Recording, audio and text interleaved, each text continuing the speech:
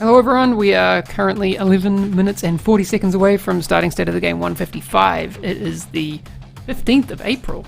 Damn, crazy. Hope you had a great Easter weekend and all of that, and you were taking care of all yourselves.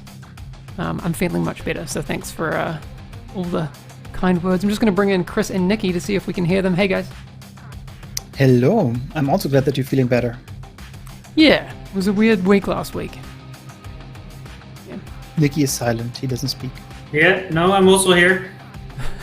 Cool. It seems to be working. We're going to be back in 11 minutes. And we've got some never-before-seen things to show you for an update that's coming very soon. So you can actually, at least I hope, use your exotics so they can be badass again. Chris, Nikki, you gonna make exotics great again? Nikki will. I'll Put just it on a tell hat. them about it. Alright, sounds good. Alright, see you in a few minutes, everyone.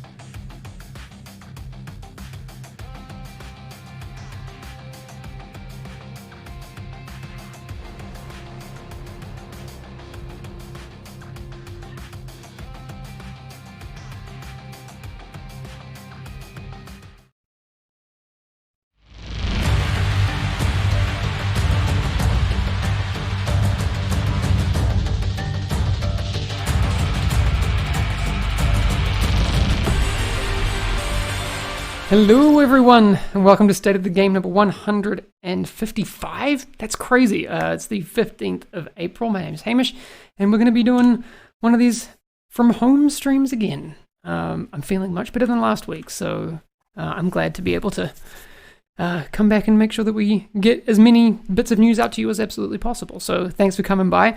I've got Chris and Nikki, so we're just going to bring them in straight away because I like having friends here. Let's cross over and see them. Hey guys, can you hear me?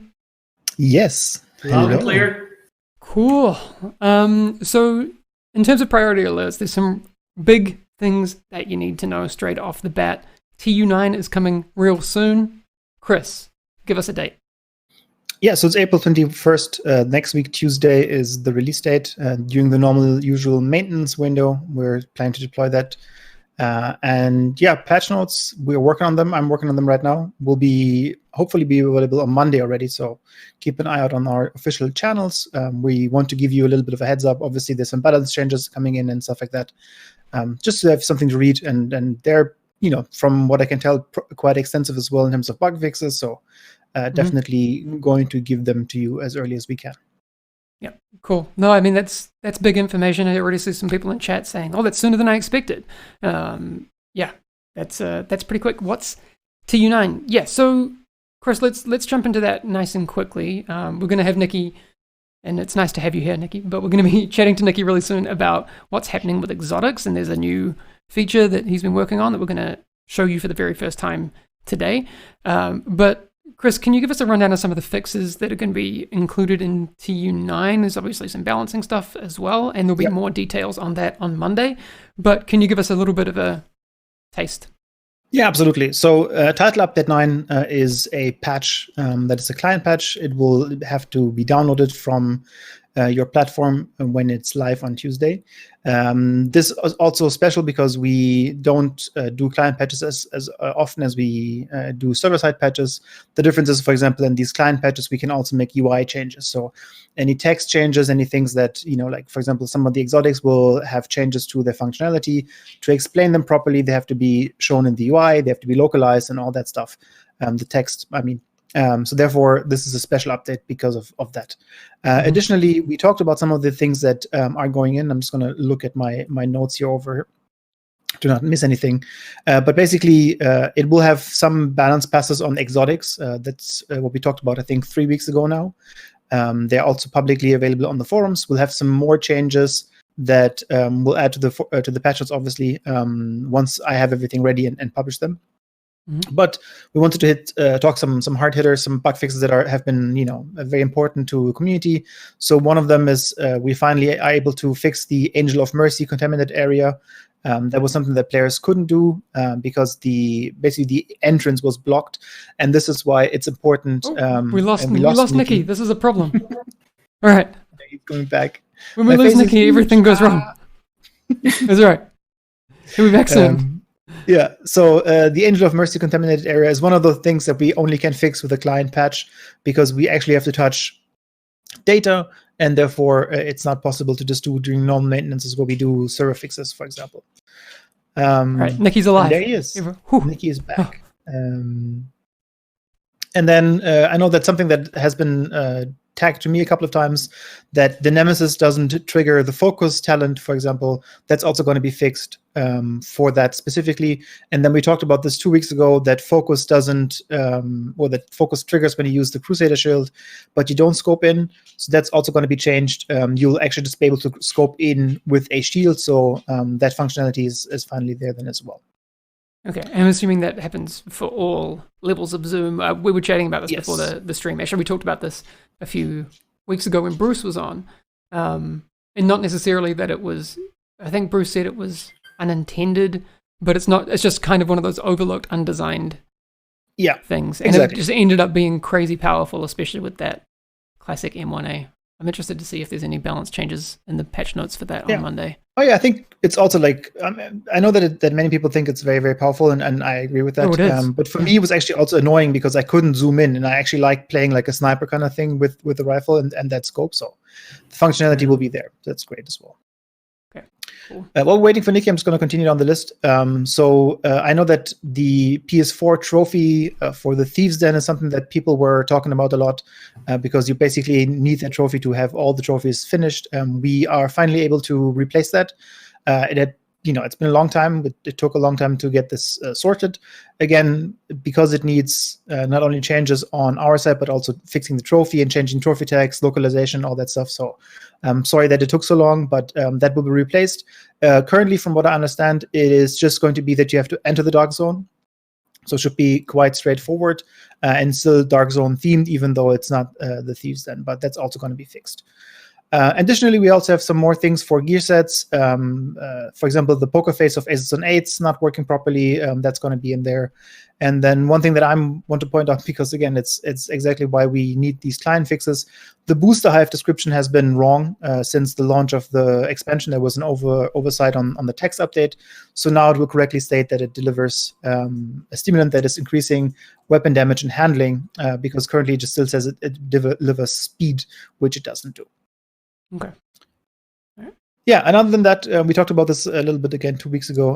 Exotic changes. We also are looking at gear changes. We talked about best in slot and all that stuff. And before I don't have the exact numbers yet, so I didn't want to linger onto that for too long. But we obviously make sure that we have everything in the patch notes to explain exactly what changes. And then also some underperforming talents and weapons will be buffed, as Bruce pointed out. And then I don't know if Nikki is already here now or not. Am I back? We've got your voice, but we don't have your camera. No, I was just messing around with the settings a bit while not being on camera. So okay, cool. Sounds good. Sorry about that. My headset just decided to call it quits, or at least the connection. So it's weird. Yeah, we can hear you loud and clear. It's perfect. Good. One last thing that I wanted to say before we move on to the topic of Nikki's talk is obviously we're also seeing a lot of people tell us about PvP, and feedback is really, really appreciated. We have people here at Massive working on that. We're trying to get that out as well. I don't think there's any large changes in TU9, but I have to double check that because, again, we're working from home, so it's a little bit difficult to get all the information together. So apologies for that. But if you have any feedback on that, please reach out to us, post on Reddit, post on the forums. We'll look into these things and do some more changes on that as well. And then the segue was that Nikki also did some changes in TU9 that he wanted to talk about, including the exotic reconfiguration that's coming. Nice segue, Chris. Yeah. I'd like to jump straight into that. Nikki, could you give us a bit of an overview of what you're trying to achieve? Or I guess the problem that you're trying to solve with the reconfiguration exotic stuff.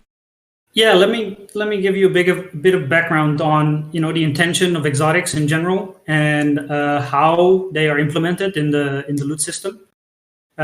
Exotics are not supposed to be the best thing out there, right? They're supposed to be a different playstyle, something that you find cool, different from the rest.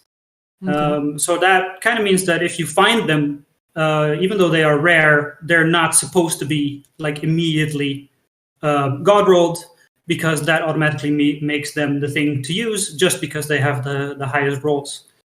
Okay. But the way that they are implemented in the loot system, and the loot system how it works in general, is that we have different tiers of content. Normal is kind of tier 1, and then legendary is tier 5, and everything in between there. And your rolls, they scale with the type of difficulty that you play. And that affects both the minimum rolls that you get and the distribution between that minimum roll and a full god roll of all the stats. And the exotics are kind of implemented in that same way. If you play on normal, an exotic is generated at that tier 1 power, which means it has kind of the opportunity to be very good, but also because normal doesn't guarantee very high minimums, it can also be pretty bad. So the base thing is you play higher difficulty of things, then you see better rolls.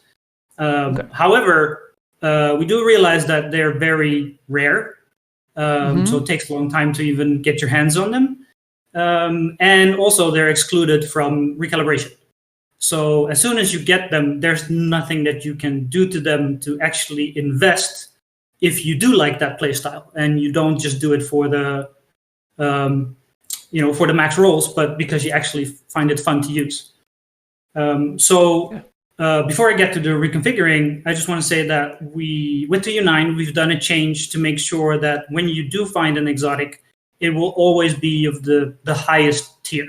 So regardless of the difficulty that you play, the rolls will always have the highest minimum. That doesn't mean that they're God rolled, of course, but that means that they're at least decent and way better than what you would find or could find on normal or hard or something like that. So that's just to make the experience of finding one at least a little bit more enjoyable. Right. And then the second part is the reconfiguring, which is basically a repurposing of the upgrade functionality that we had before, and that we kind of didn't add to Warlords for several reasons that I won't go into again. We've talked about it before, but did want to bring back at some point to let people sitting on level 30 exotics to make those useful again. So first of all, the reconfiguring does that. When you do reconfigure an exotic, it's basically the first part is the upgrading part. So you can upgrade any level of exotic to level that you are currently at. So that means you can now turn level 30s into level 40s. Nice. I'm just bringing up the first image that we have here. Do you have this up on your screen, Nikki? Yep. Cool. Can you talk us through what we're seeing? Yeah, so the upgrade section in the Crafting Bench UI has made room for the reconfigure section. And it just shows you all of the blueprints that you have to reconfigure. And the upgrade blueprints that you already had will be turned automatically into reconfigure blueprints. And the ones that you are missing can still be purchased from Inaya as soon as you are in the possession of the exotic that the blueprint is for. And of course, we'll be adding blueprints for all of the exotics that launched with Warlords as well. Okay, all right. So let's say, we're just moving on to the next phase of this. Let's say I have a Bullet King that, the rolls aren't looking great on it. What do I can just reconfigure it? What does that mean? Yeah, so the second part of reconfiguring is the re-rolling part. So instead of recalibrating one stat, we want you to be able to get a better version of the exotics in all stats. So what this does, the reconfiguring, is basically re-rolling the entire exotic and assigning new values that are appropriate for the level that you're turning it into. And will always guarantee a pretty high minimum as well. So it's still like a range of things, but it's going to be at the upper end, and it's going to be higher than whatever you find the exotic at.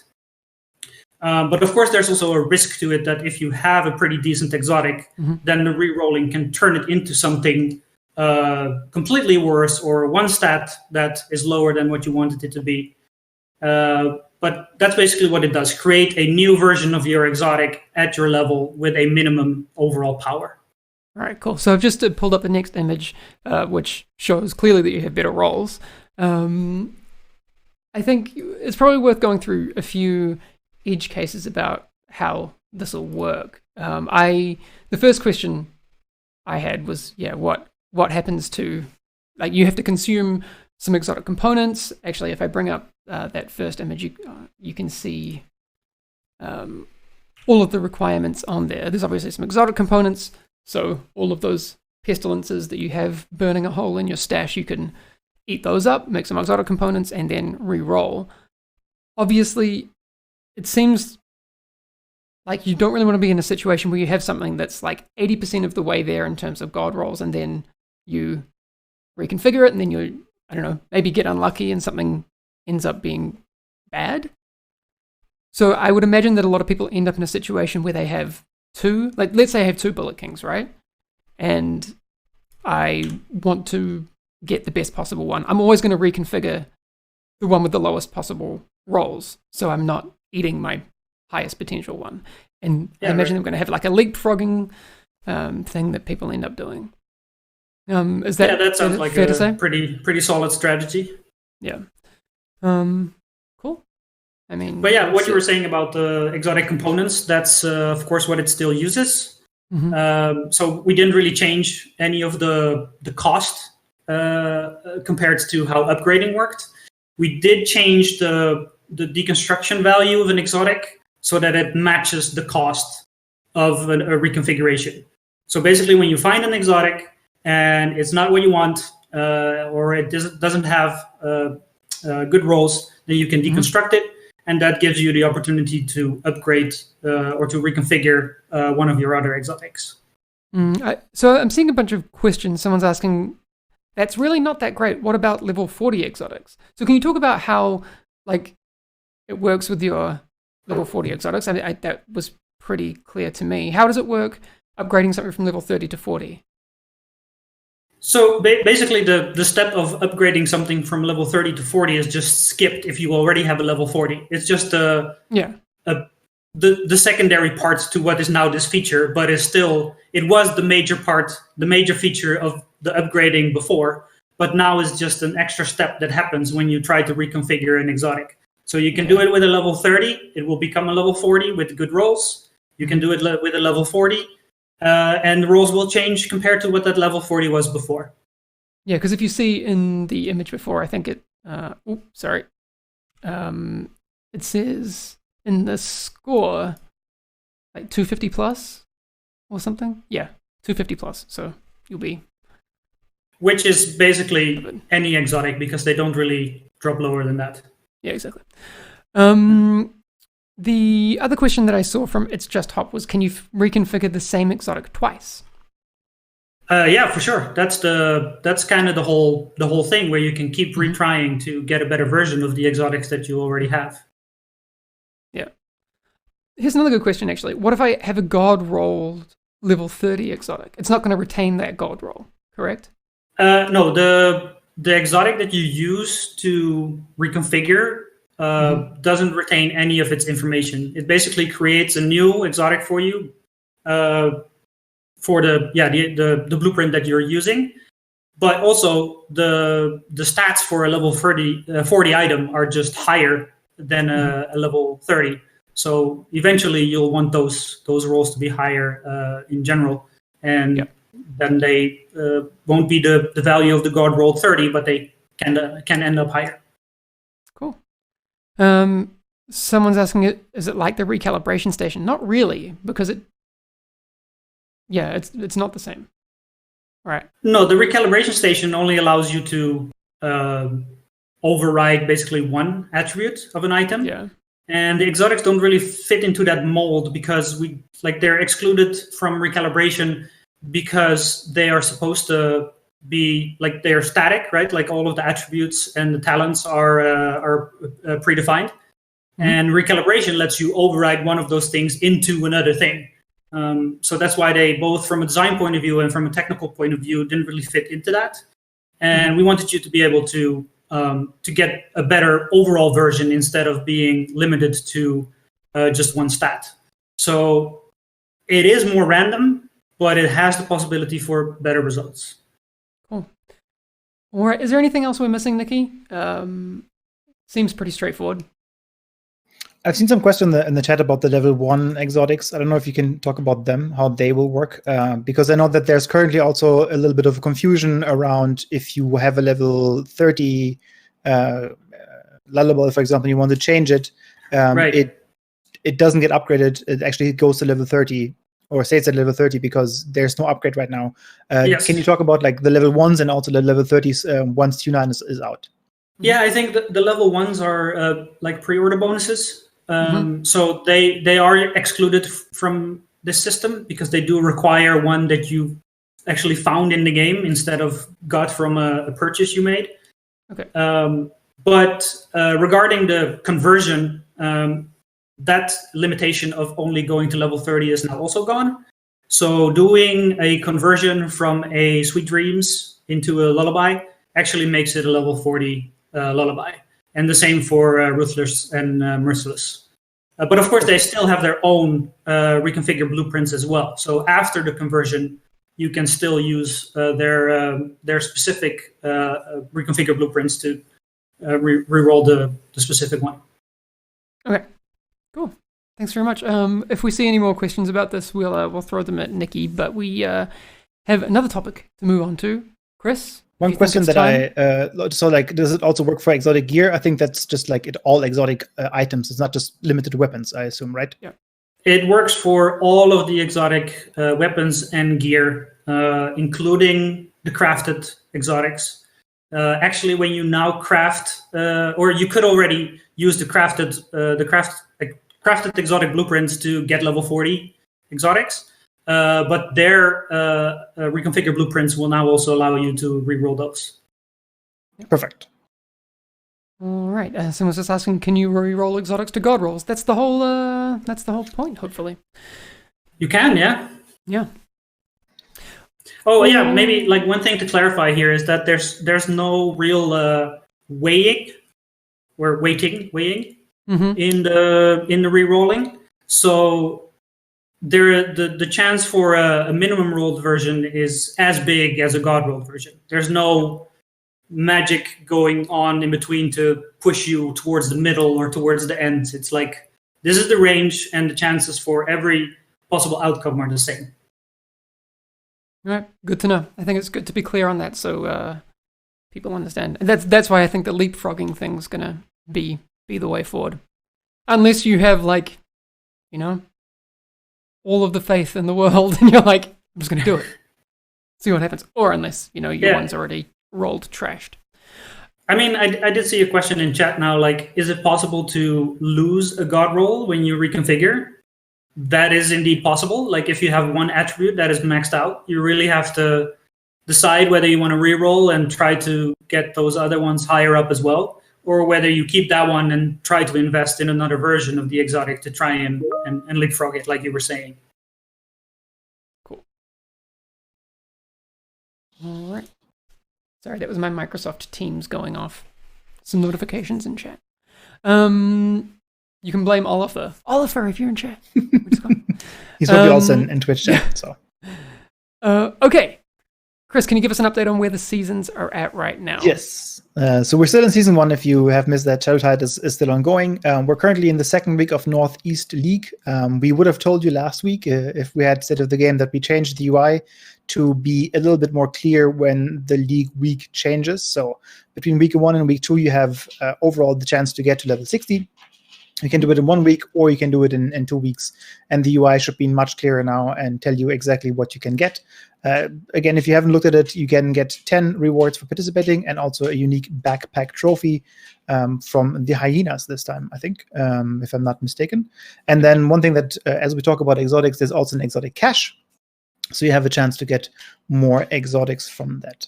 Additionally, the Urban Jungle Apparel event, I know we were joking about this a couple of weeks ago, on what is the date when it's ending and when it's going and all that stuff. So this week, so from Tuesday, yesterday, until next week, Monday evening or / Tuesday morning, depending on when the maintenance starts for you in your time zone, you'll still be able to earn keys through gameplay. So every 4 shade levels, you get a key. After the maintenance next week, that will be over. You can still buy the keys. You can still use the keys that you earned, and you can also still gift keys if you want to buy some for your friends.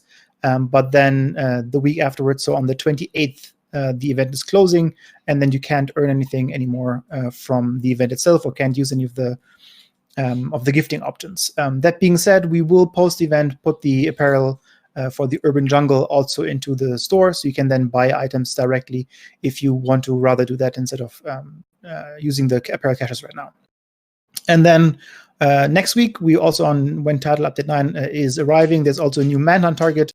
It will be Saturn, I think, will be available next week. If you're clicking in the background, that's my dog, by the way. She needs some attention.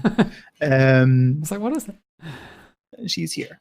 So I saw some confusion around the targets. So the targets will always be available for the whole season, so you don't have to rush them right now if you don't want to participate in that right now because you're doing some other things like the leagues or the global events.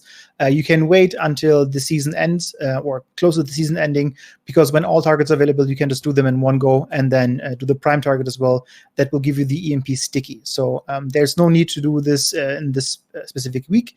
There is a season event that's coming up next week again, where it gives you a double XP for 15 levels. So that has to be done in a week. But everything else, the target itself is free to go for as long as you want. And that's pretty much it for season 1 for now. All right. No, I'm looking forward to the next target coming up. It's gonna be cool. All right. I think I want to move over to. There's a couple of agent highlights that I really want to show off. I'm gonna pull up. Before you go on First- there, if I can still stop you, because I saw some comments about Asian servers having some issues. So we're looking into this. We are trying to find out exactly what's happening, because the crashes that we're seeing are very unusual. So it might not be fully in our hands, but we're definitely investigating that right now. I just talked to the team before I came on here on State of the Game, and it just slipped my mind when we were talking about TU9. So we're definitely investigating that right now and looking into fixing that as soon as possible. That being said, it looks a little odd from what the team is telling me. Okay. And now to agent highlights. All right. We're going to move over now to our first agent highlight from Elwood, which I really like. I love digital painting. I'm terrible at it myself. I would love to learn and get better at it, but I'm too lazy. But for the people who aren't lazy and motivated to be awesome, that is really cool. And particularly I saw that one come by, actually. with the lighting. Yeah, Elwood nailed it. I think a lot of like digital painting can, I don't know, it always looks best when the lighting is like high contrast, and this is, I don't know, it just looks cool. And I wish I had these skills. I'm very jealous. Yeah, I think a lot of people are flexing their muscles right now in stay-at-home situation where they really show off their skills, and it's like really impressive what people can do when they have the time to do that. Yeah, Elwood, if you have like a 16:9 wallpaper version of this, I would be very, very happy.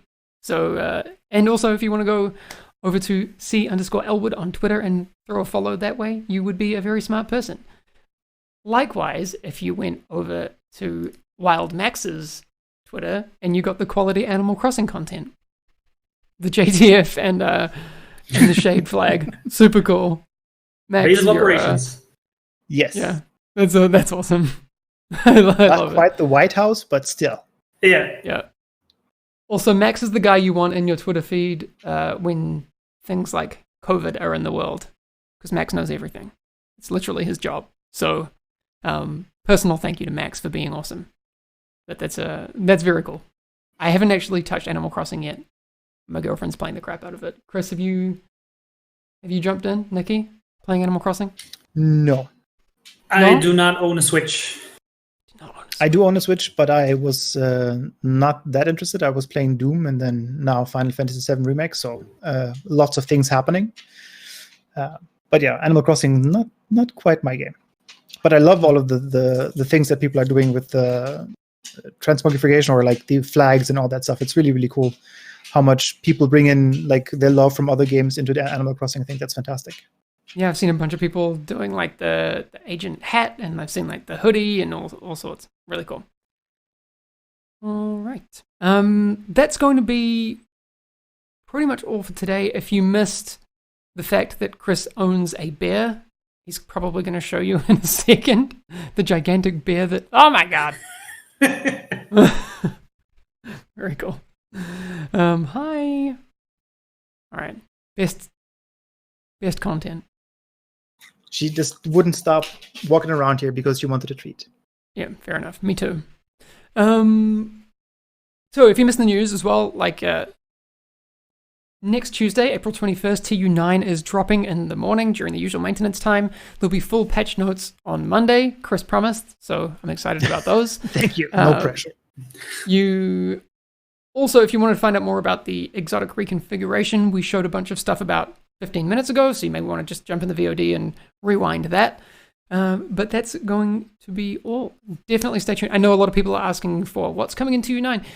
Those things will be in the patch notes, because I know Chris is crazily working from home and trying to get as much information into those patch notes as possible, because that's the stuff we need to know. I know that's very important to everyone. So make sure that you're... Maybe some small mentions, because I'm just looking at what I've done so far, and please. I've seen some comments where it's like NPC shotguns. It's like, yep, we're going to reduce damage of NPC shotguns, and then we're also going to reduce some range for the black tusks, for example, and things like that. So there's stuff to come. We just need to figure out exactly what is going in and what's going where. Again, apologies that it's a little late and that we can't go into more details, but the working from home does affect us, with accessing all the data. And then, as Nikki also explained, it's easy for them to get lost in all the communication as well. And we just want to make sure that we have everything ready. And we would normally be better prepared. And we appreciate all of your, patience and understanding in this. We'll get them to you. You'll see the changes, but it will just take some more time until next week. All right, lots of news coming on Monday. The best place to find out as soon as it's dropped would, I guess, be Twitter, right, Chris? Yeah, we'll definitely post on Twitter. Obviously, the patch notes go out on the forums, but then we'll definitely also put it on social, Discord. Our Discord server has an announcement channel where we also put those things, so keep an eye out on there as well. All right. Thank you so much, Nikki and Chris, for joining. Yeah, thanks, Nikki. Thanks for having me. Very happy. We'll, provided none of us get sick. Sorry, I was sick last week, everyone, and we couldn't do the stream, but the article went out, and I'm taking care of myself, so good. It'll be a state of the game next week. Fingers crossed. Yes. All right. Stay safe up there as well. Yeah. Take care of you. Everyone, take care of yourselves, and we'll see you again next week. Okay. All right. That's gonna be all for today. We'll see you soon. Have a good one. Bye. Right. Bye.